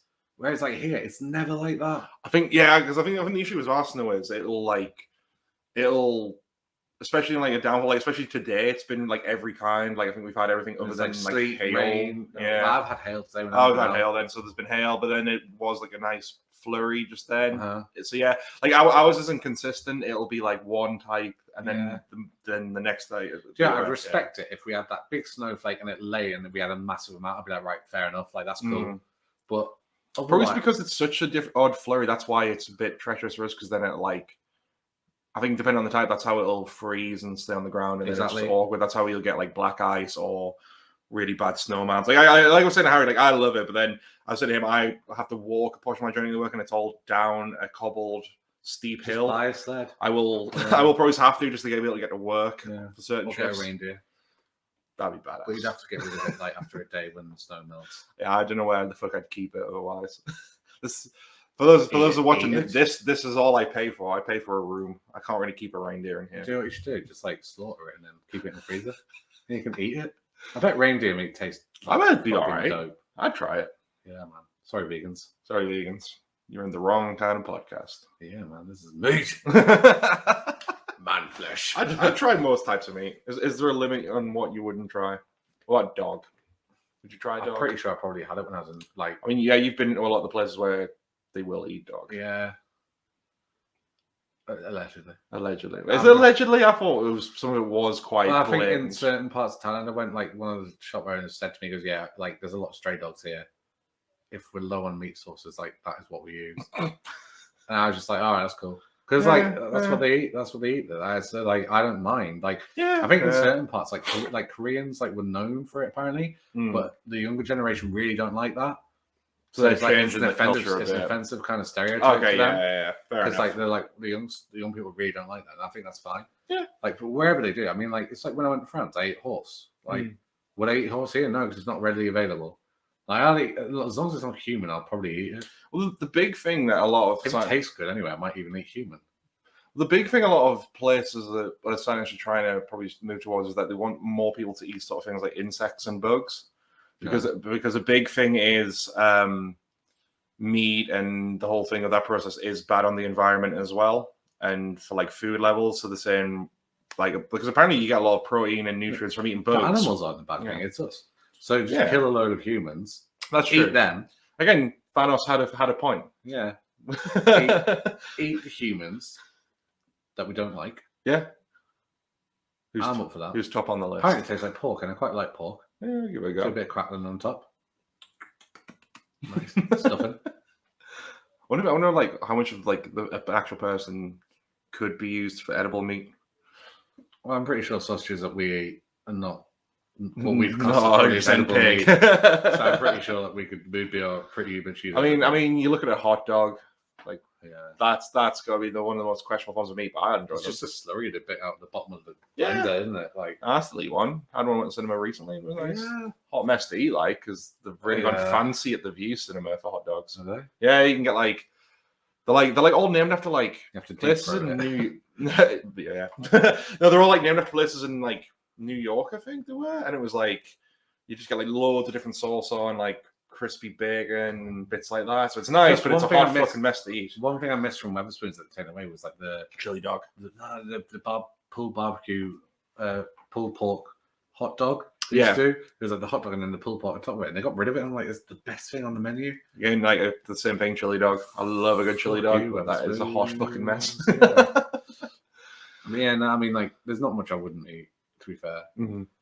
And the thing is, like, it was like when people, like, you know, I've had that conversation with a vegan before where they said, "Oh, would you kill it?" I'm like, yeah, yeah, like genuinely, like, if like I had to eat it, then I probably would. Like if I was in a situation where like I was hungry and I need to kill something to eat, I would. I want to know, right? If you're going to say to me, if I'm in a restaurant and they bring the cow out and say, "Oh, I'm going to slaughter this one," no, because that's not how it works. So I wouldn't do that. But again, like, I still probably wouldn't feel like guilty about it. Sorry about that. That's fine. I don't feel like picking on vegans because if that's your choice, then that's cool, and there is a lot of benefits to it. But like, what would a vegan do when in like you never see this in like a post-apocalyptic film? What would a vegan do? I think they'd probably thrive. To be fair, because isn't a lot of it about sustainable living. So post-apocalyptic, you have to grow your own fruit and veg. True, so but then like how many of them do you think would actually be able to know and manage that? What about artificial? But then it's just the thing, like a lot of things like proteins and stuff would be an issue. I suppose you've got to think about getting to that point, and like the whole thing of like food's ransacked, and then you're stuck with just in a wild, like in like a wild abandoned city, like how many are going to be able to cope like without hunting for food? I'm not saying that we could manage. In an apocalypse scenario, I feel that kind of like what's the word beginning with P that I mean? Doesn't matter. But that kind of thing it really annoyed me now because the word with P I wanted to use and I've completely forgot the word. Not prejudice. Principle. Yes. Okay. So those kind of principles, like they probably go out the window. Yeah, I think that's what I'm thinking. Like, I think if you're in a life or death situation, you have to bend your principles. Yeah. And I feel like in those situations, like if you stand by your principles, fair enough, but you're probably going to die. Yeah, if you're with a group of survivors, and then there's like one of them who's just like, I can't eat that, I'm a vegan. It's like, well, you're going to die then. I feel like because like a lot of the arguments for it is because it's not. There's obviously a big group who are kind of like, oh, it's cruel to animals, so I'm not going to do it. Yeah, it's fair enough. But then there's a whole group where it's about sustainability for the planet. Yeah, I feel if you're in an apocalypse scenario at that point, like well, yeah, worst case scenarios happen. You're gonna have to just do what you can now. Yeah, exactly. Yeah, that's fair. It's like putting like sellotape over a crack in a glass. It's like I'm still not going to eat meat. It's like you do your bit. The apocalypse is here, but you stop eating meat. And even then, like I don't like Nathan. Like Nathan's a vegan. Oh right, I didn't know that. Yeah, but like I've never had this debate with him just because like I don't see the point in debating. When people want to debate it, like you've got a group of people who are like, I hate vegans. It's like why? Why do you hate all vegans? That's such a stupid thing to say. That whole stereotype of like I'm a vegan, I've never really encountered that often. Well, most vegans are pretty sound. Yeah, like, I know a couple of people who've said like, oh, I'm a vegan. I'm just like, okay, cool. But then, like Nathan has never told you he's vegan. I only know. Yeah, exactly. This is my first I've heard of it. Yeah. And to be fair, I lived with him for ages, and then he told me, and I was like, oh, all right. I didn't even notice.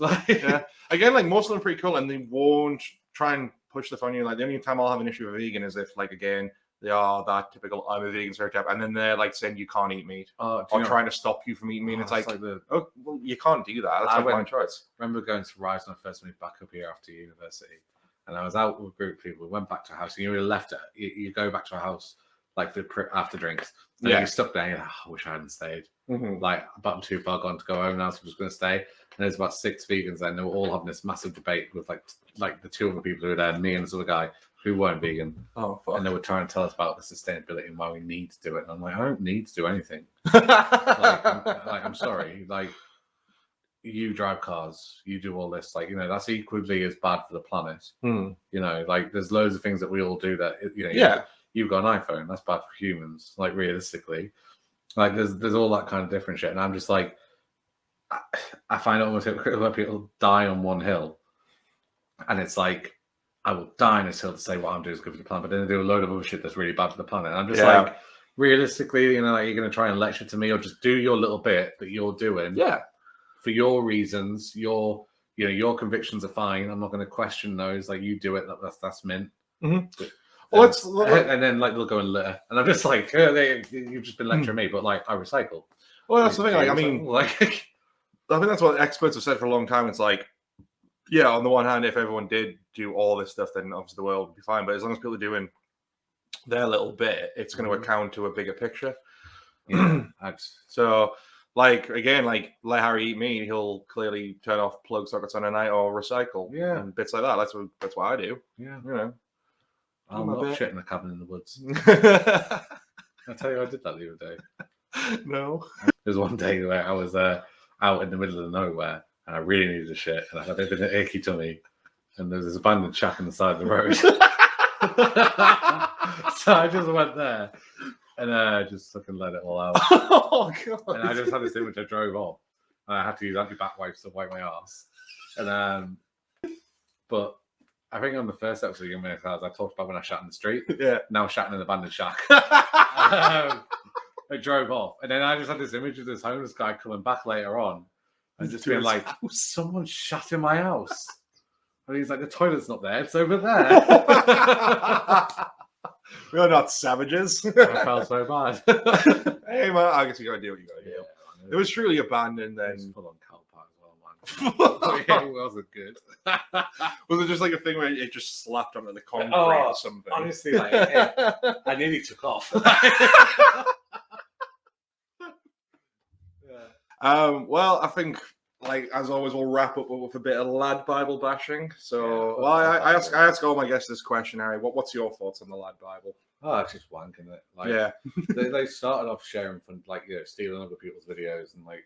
Basically, that's what Garrett's gripe was. They were meme stealing cunts to begin with. And then fair enough. It was funny. Like, I never have a gripe with people who steal like certain memes or like videos that doesn't belong to them, just like share it or doesn't like at least credit where it came from. At least that's something. I'm not even asking. I'm just like social media. Like, get a life. Yeah, you know, like fair enough if someone started stealing like our audio for the podcast, and saying it was their own. Yeah, that's a bit different. Yeah, but like if it's like someone shares a funny meme and someone else uses it and they're like, oh, that's mine. Like, no, come on. Like, it's like you put it out on the internet. Like, it's fair game if it's a meme. Well, it's a big thing with viral videos. Companies do buy them up, and you can get slapped by them if you do use it. And it's owned by someone. Well, Steph's got one of her dad, and like it was on. We were just watching this random video, like top 5 fails or something. And it's him and stand up, and he's walking across the log, and he slips and falls in. Okay, and like it had her dad as number 1 as like the top fail. Right. And we were like, oh my god, that's like, but she gets paid for that. Like she gets money like every couple of months for it. Oh, sweet. All right. Nice. Depending on who else has bought the rights to it. But I mean, like that I can understand that's different. If you pay for it, then yeah, fair enough.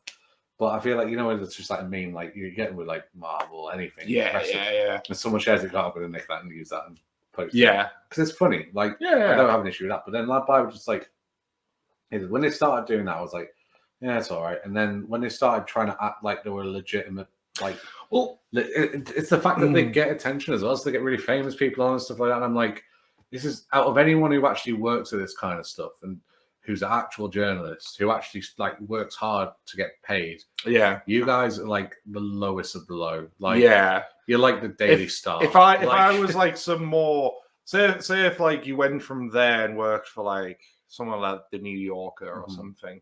If I saw in your CV that you'd worked at the LADbible previously, I'd be like, do we really want? It's because like I don't know, that sounds harsh, but that's what a lot of if you're aspiring to work for quite an established like newspaper magazine, they will probably I mean like some people at LADbible probably do it as a starting job and maybe are. You got to think, if they're looking at that, they'll think, well, is this the kind of person we want writing for us? It's just like because the quality's so low. And it's, you know, you get so many people writing about things that they clearly don't really know anything about. Or just don't care, they've been told. Yeah, and it's like, it's clearly a cut and paste job from someone else. So like, you get it for things like Marvel, and they'll be like, oh, such and such appears in this film.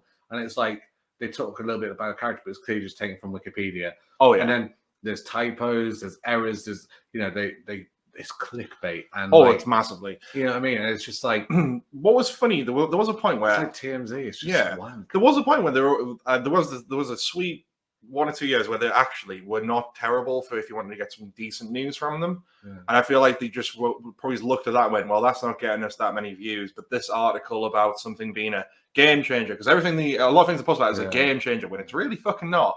Like, okay, clickbait. Just write more shit like that. So I feel like you're right. I feel like a lot of these writers, they'll come in, their editor will be like, okay, I need you to write about this mum complaining about the most petty of reasons because it's going to get us some clickbait attention. And it's like, from what we were talking about before about Friends. Yeah. When Friends had their reunion, they put out an article saying, with the headline before you click on it, saying, oh, Friends reunite for one last episode. And it's like, It's not what it was. No, it was again, yeah, they're very misleading with that. It's like, I mean, and then yeah, you know what? But then it's kind of spawned a culture where like, you know, IGN do a lot of clickbait stuff as well, even though I like them. Yeah, but then there's you always get one of the heroes who's read the article already, and they spoil the article. Oh yeah, and they're just like, don't need to click, and then you're just like, you're a hero. Thank you for saving me that click. Like literally, if you see an article, I always go to the comments first on those ones. Yeah, this is the thing. Like I don't follow them, but I've still got them just for the purpose of shitting on them on this. But yeah, like the amount of times I've been duped. Like yeah, if you follow them and you're getting annoyed with them, like do what Harry says, check the comments first, because the top one will usually be someone who's like, this article lies, this is what they're talking about, and that's I've saved you about 5 minutes. Have you noticed they all do fake giveaways as well? No, all these pages. So there's one who I'm relentless with on Twitter. Right? Okay, it's called the Football Arena. I've got like 100,000 followers. Right. Every 3 or 4 days, because that's how often there's a football game, they've given away a PS5, sorry. Right, okay. They've never given away a PS5. I was going to say, where are they getting it from? This is how petty I am, right? I keep my notifications for them on. As soon as I see one, I comment on top saying you're lying. You never give them one away. And then, like, you get a load of likes on it, but then, like, everyone's like, oh, yeah, they never do it. But then, like, there's this one guy who, like, I follow on Twitter, and it's like, he analyzes bad refereeing decisions in football. Right. And he outed them. Because he had a significant following. So he was like, oh, would you mind like collabing with us for retweeting this? It's like not real giveaway. We'll just give it to one of our friends, says they win it, or make up a handle and have them win it. And basically we'll share it just to get more followers because you've got a follow and like, and it really, and like, because I'd messaged him before because I had a giveaway for the football one where we're giving away a copy of FIFA. And he was like, I'm not going to do it just because I've had this experience before. And I was like, I understand this. I am genuinely giving it away. I said, I'll send a tweet to show you like the guy I'm doing it. But we had a giveaway. We got a load of attention on it. And I gave the prize. You know, the guy shared it. He was like, thank you. And I was like, awesome. Nice stuff. Yeah. But then he was like, I just don't do it because like, I don't want to be in a situation where like it's fake like this. And then he outed them. And I was like, you fucking legend. Go on, man. Falling out. But then like people, they still do it every week. And I was just like, I'm pretty sure there should be some law that says you can't. There should be. Like that should be controlled. Yeah. I think LADbible doesn't many giveaways. Their big thing is because they obviously again didn't the BBC get in hot water for doing like fake competitions where they were charging people to enter, and it turned out like they weren't doing the proper giveaways. A Match of Day did it where they used to have competitions, right? Oh, okay. But then you'd have to pay £1 to enter. But then it turned out like there was something dodgy about how who was getting the prize or whatever. Okay. So in the end, they got banned from like doing possibly. These giveaways. I'm trying to think of like. I think obviously with a retweet and like different or like share is difficult because there's no offer. It's not a real contract because like there's no offer and acceptance. There's no like consideration. That's true. Like so there's an offer and acceptance, but the consideration is what have I given to this? Yeah. You know what impact is it having on me? None. So like. It's just shitty. It's like it's a shit way to gain followers. Like, I mean, I know LADbible competitions are a good way to get them if they're real competitions. I don't know if LADbible does competitions a lot, but like their big thing is if you send a fail or a video clip into them, they'll give you I think it's like £100. But then they own the rights to it again. So then it's their video. So, whereas like you go to one of the other companies to do it, and like I said, Steph's like probably got nearly £1,000 from this video, and like amazing. Yeah. And like she doesn't know where it's going or who else, but she just knows that like she gets a fucking check every often. And it's like cool. Oh, sweet. Well, that's like an easy way to do it. Yeah. Well, I mean, for this edition, I don't really have an article, but we're just going to discuss the whole thing of their big thing of LADbible ruining films. Yeah, like their big thing. Like it's a big thing I hear across all social media. Son did it with Harry Styles. Spoilers in Eternals. Oh, okay. I mean, does he appear in it? Oh, he's the end credits. He's Thanos' brother, Eros. Oh, okay, yeah, I've heard this. So basically, he shows up in the post-credit scene. But before the movie came out to the public wide, they shared. I mean, he was at the premiere, so everyone knew he was going to be. No one knew who he was playing. And then they, like the Sun, I think it was, and LADbible did it because I saw it. Yeah, they shared like a picture of him or Harry Styles playing Thanos' brother. And obviously, to a lot of people, like the majority of people who watch his films, that means absolutely nothing because they're just like. All right, that's cool. All right, Marvel stuff, cool.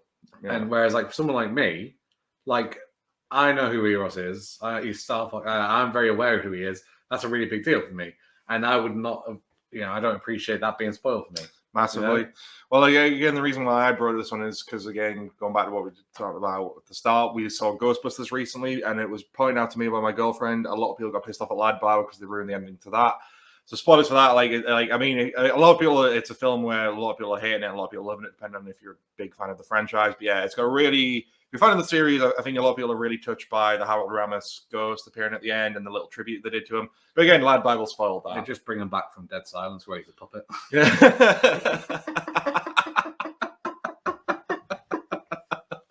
That's so bad. I was talking because obviously when he turned up as a ghost, I was like, I preferred his cameo in Dead Silence.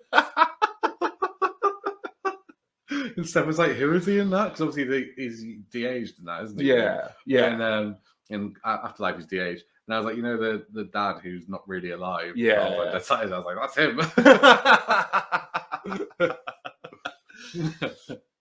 I'd have been she's just behind him with the wheelchair, like. And obviously, we're doing the hand thing because that's what she does, isn't it? She uses a spinal cord or something to move him around. Well, it's like I think it's just hollowed out and they just got a puppet mechanism put in there. Yeah. That's a great movie. It's all right. I remember seeing it. I love it. It's like really scared me as a kid. I mean, it's just like a whole film about creepy dummies, and a lot of people are. It's like the clown effect. A lot of people are just scared of dummies because of. It's not even. It was the actual like woman herself who scared me. Yeah, she's pretty terrifying. Yeah. But yeah, that's fine. But yeah, no, yeah, it's a huge thing on LADbible. I mean, it's social media in general. So like a big thing for me, wrestling spoilers. I have to avoid social media like the plague. LADbible does a bit of reporting on wrestling. When it's like fucking WrestleMania or something. Oh, like when it's relevant or like that's what pisses me off about. They're just such populists. Like they just they go after like the low hanging fruit because they like they never cover rugby, but if the Rugby World Cup final, they'll cover it and it'll cover it badly. Yeah, you know? Or it'll be like someone randomly wrote an article about Stone Cold Steve Austin, and it's like. Wrestling's moved on. Like, Stone Cold's a legend, but this man drank beer in the ring. Yeah, it'd just be daft shit like that. And it's just like, but like, no, for like social media, it's mainly the actual wrestling companies. AEW's not that bad of it, but WWE is. So like, if WWE has a pay per view and I couldn't step to watch it, I have to avoid social media like the plague because I usually have to go through work and then watch it. See, for me, it's really hard. Like, I more often than not, I will spoil the whole card before I get to watch it. See, I'm like obviously a massive MMA fan, so I often have a similar issue where like if I don't stay up for it, like tonight is a card and I'm probably not going to stay up for the whole thing. Because of that, actually, what time is it? 6:15. I just want to double check quickly what time it starts. I'm meant to be doing. I'm meant to be doing my picks for the fantasy league, so I just want to make sure. Sorry, I just want to make sure that I'm not missing it because there's money at stake and I'm top at the minute. Oh, you're going to have to rush off and I'll just have to end it. No, because it's fine. No info available. Excellent. Thanks, BT Sport. Sorry, I'm just like... That's fine. We'll cut all around this.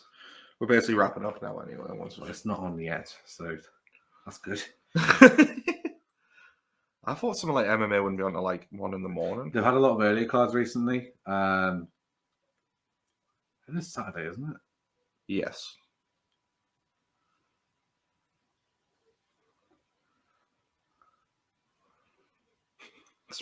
Speaking of giving away prizes, you retweeted.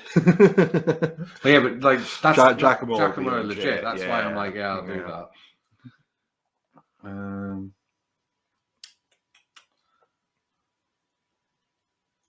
Oh, it's not even fucking on tonight. Sorry, Greg. It's Sunday. That's fine. It's next week. Where were we? So yeah, like MMA. So MMA for me, like that'll often get like spoiled because like if I'm not staying up, but I stay up for most of them. Yeah. But if I don't, it'll probably get spoiled because all my mates on Twitter talk about it, so I'll see it instantly. That as well. Yeah. Whereas like I don't mind that so much because I know for a fact that like I know it's there. So if I go on, I'm accepting that I'm going to see it. Yeah. And then but the thing is for me, like if I do see it, I won't watch it because I'm like I'll watch maybe the highlight, but I won't watch the full thing. If I spoil a wrestling card, then yeah, more often than not, I won't bother watching the show. Mm-hmm. I'll just try and watch bits. But then if it really was a show and there was matches I know I've heard of excellent, I will try and go back and watch it. Yeah, that's it. Yeah. I think that's the benefit of it because you can then selectively choose what you watch. Especially when because some fights are absolute duds where it's like nothing happens for 5 rounds. But then with movies, I think it's different because, like, massively, whenever I tweet about a film, like from the Pick and Mix account, I'll give my thoughts on it, but I won't spoil anything. Oh yeah. When we do our episodes, I'll put in the title if we're going to spoil it, Yeah. Or I'll say very clearly, like, listen, this is going to be a spoiler talk. We're going to talk about the plot. That's it. But for anything else, like, you know, unless it's weeks after, like, just don't spoil it. Like, there's a reason why, like, film, like, production companies have embargoes because they don't want it to spoil the fans. Well, yeah, that's the thing. I bet they've been with Spider-Man coming out. I bet they've been working overtime to try and keep that under wraps, but it's not. Well, remember how like Venom got released earlier in the US than it did here? Yeah. And obviously the post-credit stream was leaked all over the internet. Yeah. And spoiled it for the UK fans. Yeah. Guess who gets Spider-Man No Way Home 2 days before the US? These guys so, right here. Americans, I am going to fucking spoil every little bit. So when Toby and Andrew turn up and team up with Doc Ock and Tom Holland, I'm telling you now, I'm going to tell you all about it. 30 minutes before the first ever showing in the US, I'm going to just put it all out. So prepare to have your night ruined by Harry. No, I wouldn't do that, obviously. But no, this is the fun advantage. You've got the chance just to completely make up some wild shit and try and see if anyone believes it. Can't believe Professor X turns up. Can't believe Patrick Stewart. What? Can't believe Wolverine. Fucking Hugh Jackman's back in the role again. Oh, Patrick Stewart teams up with Deadpool. Madness. Oh my god. Oh my god. Oh my god. Wrexham in Spider-Man.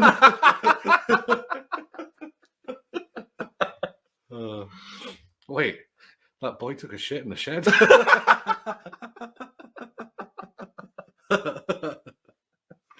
Yeah. Oh, absolutely. But yeah, no, like that was the main rant for this week. No article, but yeah, LADbible and a lot of other places just stop fucking ruining films. Yeah, just no need. Yeah. Like, fair enough if you click on a fucking article that says that's your spoilers, own fault. You're dumb if you don't want to get spoiled. So, do you know what it is though? For me, I've got this weird kind of not kink, but like certain things I like being spoiled. Okay.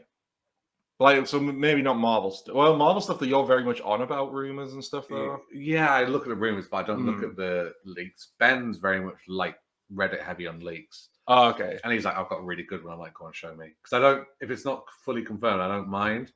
Because I don't get my expectations set on that. Sure. Whereas, like, you know, for instance, like if I like when when the sixth Harry Potter book came out. Yes, yeah. Half-Blood Prince. So there's a big rumor that one of the big characters died. Like JK had said that, and like everyone was theorizing that it was going to be Hagrid or Ron, and I was like very much like, I'm going to read this in a day anyway. I'm going to know by the end of the day. Yeah. But I need to know who dies now because otherwise it's going to really upset me if I don't know. I need to know now. You need to brace literally, I was in the queue waiting for the book as it came out on release. Right, I got the book. First thing I did was the last 3 chapters just to skim. Like not looking at the details, just looking for a name. And obviously I think one of it was like Dumbledore's funeral or something like that. So I knew Dumbledore died. And I was like, right, okay, cool. I can get on this now. Like for certain things, I have to know. I can't wait. Whereas like for Spider-Man, like I'm very much like, I love all the rumors. I love theorizing. Oh yeah. But I'm like, if someone spoils, really truly, so if someone says, oh, this is a leak, and it's like on Reddit, I'm like, oh, I'll read that. That's fine. If someone who I know's seen the film and they come out and say this is what happens, that'll piss me off. Oh, weird for some reason. But like, I don't know. Whereas for Harry Potter, I was like, I need to know. I need to know now. 2 seconds. But yeah, like I don't know why it is. Like Schitt's Creek. I'm saying I love that at the minute. I've already read on Wikipedia. I've already read the last 3 episodes on Wikipedia. All right, well, I don't know why. It was just an impulse. That's it. I just for certain things I just get a massive. I need to know what happens here. Like you know, for Endgame, where like all those leaked videos started coming out literally the day before it came out. I went and watched all of them because I had too much anxiety over what was going to happen. I think it was more anxiety about not going to like what's going to happen, so I need to know. I get just that. because then when I go in, I watch one clip and I'm like, right, okay, I'm done. I know how I like where that's going. I'm fine with it. I don't know. For Spider-Man, I'm very much like, I love the theories, but I'm like, I don't please don't tell me. I think I'm not quite the same as you, but like there are points where even though there's a film I'm really wanting to see and I would rather keep it a surprise, I have knowingly clicked on these articles and read what the spoiler will be. Sometimes Venom I did it for. Not every time. I mean, Ghostbusters, I was trying to go in completely blind, and you know how I spoiled it for myself? action figures in Forbidden Planet Oh. because they've got the Plasma series, which I've got. See, I knew the original from, and they've got the figures on shelf where Uh-huh. it's the younger kids, but then also the older Ghostbusters. Right. So I was like, well, see, I knew like that's going to happen. Marie and the other two were turning up. I didn't know about Ramus. Mm-hmm.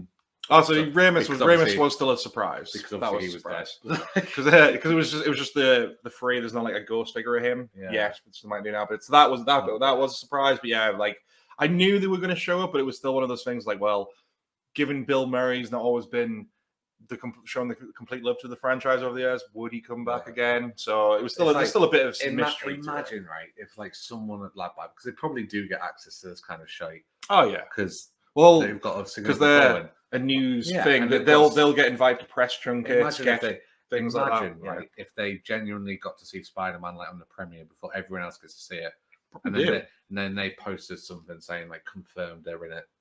Like, do you know, like we all know at this point, Toby and Andrew are going to be in No Way Home. Mm-hmm. I think there's a new trailer. I think that's going to come out when they release tickets. I think on Monday. Mm-hmm. I think we'll see them in that trailer. I think at this point, I feel like because they've not done enough to diffuse like the hype that they're going to be in it. Yes. If they didn't have it in, there'd be a massive backlash to them, and it'd be potentially damage them for their business. But because once it gets out, they're not in it. Everyone's gonna be like, "Well, I'm not going to go see it." Yeah. You know what I mean? I think people will still, but they won't get the same thing because the trajectory is on. The minute it's going to go another money. Imagine though, like they spoiled it and completely tanked the film. If they weren't in it and they were like, oh, if they did that, so big shock as Toby and Andrew aren't actually in it, and it just completely tanked. Disney would buy that pissant news company and then just to put them out of business. I want them to do something like that where they really, really fuck up with someone who's got like a lot of money and power, and they can just be like, "We're going to fucking wipe you off the face of the planet." I feel like that could happen one day. I mean, for as much as shoddily written stuff is, I think they are still a little bit careful that they're not because like bear in mind they're a news company, so they do have to follow probably the same regulations Sky does, BBC. So like they've got to be careful. Let's hope they hack someone's phone who's dead, like the News of the World did, or something, so they can get. Like as terrible as that would be, I mean, I hope something like that happens just so they get fucking put under, or someone else takes over and tries to make it good. It's just a name like LADbible. I mean, you know what you're gonna get, don't you? Yeah. I mean, they put LADbible's the reason why you don't see things like remember magazines like Zoo and Nuts. Yeah. Because of things like LADbible, they went out of business. So that's not a bad thing. Not a bad thing, but like that's why a lot of the sort of lad stuff went under. But yeah. Toxic masculinity and all that. And they have moved away somewhat from that. To be fair. They have, yeah. Again, like there are elements to LADbible I can enjoy, but again, for the most part, overall, I'm just like, do better or just go away. At the end of the day, yeah, fuck them. Well, I think that was fuck them right in the ass. Well, I think that was another cracking episode. What do you want to plug, Harry? My ass. Can I just say quickly as well? Sure. One of the most disappointing moments of my life was realizing that fucker right in the pussy was all staged. You know that meme where like the guy would turn up at random like news things and he'd be like, I just want to say fuck her right in the pussy.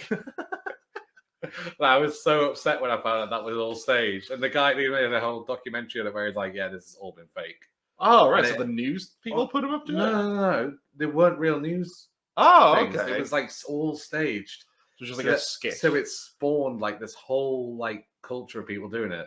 And it turned out to be like not real. Oh, it's like the guy who had the hood up and the glasses. Yeah, I remember now. Yeah, he kept appearing, didn't he? And like everyone's like, "How does he keep getting on these?" Yeah, it was fake. That really upset me. They made it up. In terms of plugs, yeah, I mean, Pigmix podcast, it will be coming back at some point. Obviously, Greg will be on there. Liam will be on there. Ben might be coming back. We were meant to record on Friday. They had to cancel because of the weather. But he may be coming back at some point. But yeah, I think going into the new year, Spider-Man's going to be a big thing for us. And we have been particularly Marvel heavy recently, but I would like to get back into just doing regular films as well. Going back to the old style of doing it. So that'll be starting within the new year. Classic stuff. Maybe doing like the 100 movies we haven't seen and doing stuff like that. That'd be cool. And going through movies we haven't seen, or maybe one of us has seen and one hasn't, and getting opinions on that. If you like football, I don't know if any of your listeners will, but just go for it. Deadball Specialists. You can find us through my Twitter as well. It's a weekly football podcast about the Premier League, and we talk about lovely stuff. We have quizzes in there. a bit of fun. Sometimes maybe good, sometimes maybe shit. You've seen that? You've seen that video? No. Where it's like it's Gennaro Gattuso, who's like an Italian ex-football player, but he's now a manager.